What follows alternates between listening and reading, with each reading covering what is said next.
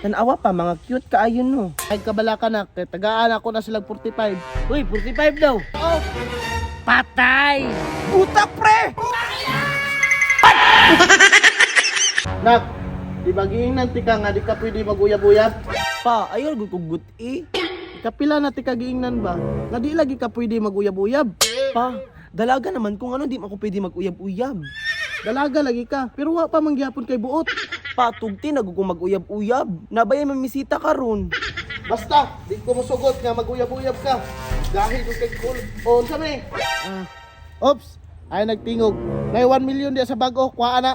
Bro. Sus, mautoy manguyabay sa imo ah. Ginoo ko. Wa pa man to himasa. Ay, ito pataging istorya pa. Wagay ko kaila ato. Na, nabuang na. Kinsa man na ito? Pataka-taka na mo gagaghatag. Wa pagay ka istorya ang tao. Ati, kasayang ba sa kong kwarta?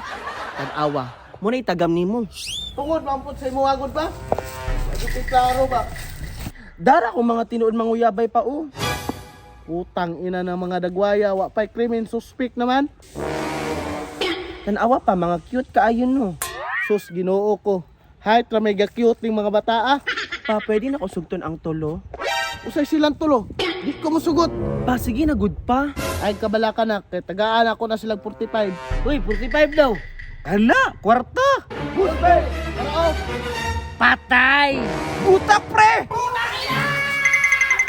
Unsa man na si Papa, uy.